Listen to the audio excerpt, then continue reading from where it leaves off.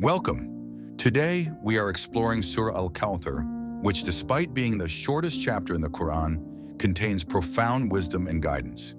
Whether you are already familiar with it or just beginning this journey, let us discover this short yet deeply meaningful surah together.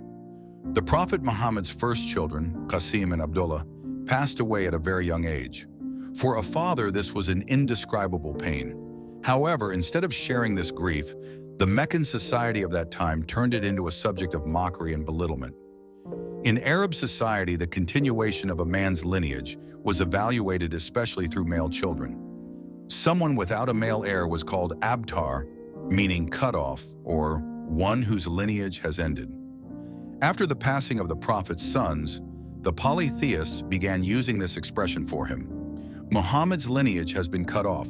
His name will soon be forgotten, they said. These words were not merely a personal attack. They were also an attempt to demean and discredit the message he was conveying, and it was precisely at this point that Surah Al-Kawthar was revealed. The word Kawthar comes from the Arabic root kathra.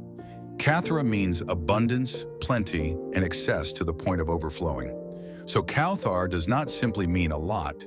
It refers to something extraordinarily abundant, endless, and overflowing with blessing. In Arabic, the word Kawthar is used in daily language as follows: not for something that is merely plentiful, but for something that is abundant to an exceptional degree. For example, not just a lot of water, but continuously flowing, inexhaustible waters called Kawthar.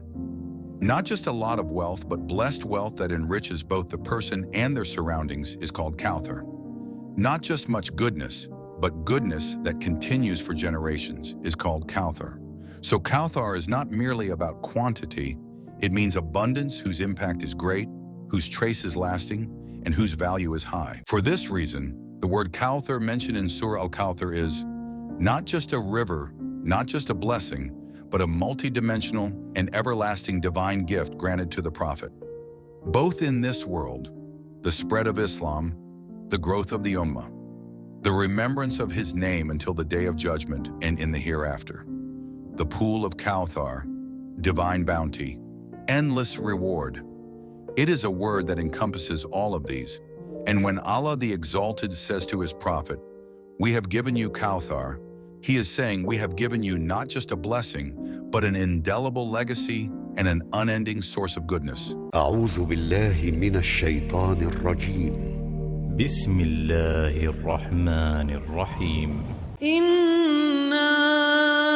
أعطيناك الكوثر فصل لربك وانحر إن شانئك هو الأبتر.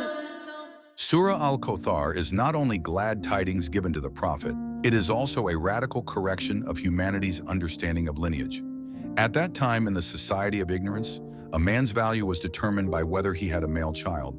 Someone without a son was called cut off and regarded as worthless within society. With Surah Al-Kawthar, Allah shattered this understanding.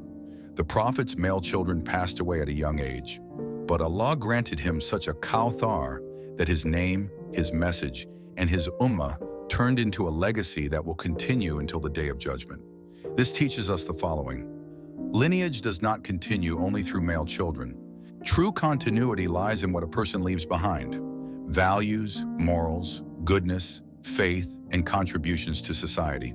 Even today, the mindset that says, "Let my lineage continue through a male child," although living in the modern age, still carries the mentality of the age of ignorance. Whereas Surah Al-Kawthar tells us this: value is not in gender, but in being human. Permanence is not in children, but in the trace one leaves behind. Today, a person's true lineage is the morally upright individuals they raise, the hearts they touch, and the righteous deeds they leave behind. And this is the strongest message of Kawthar today. Lineage continues not through the body, but through values, faith, and goodness.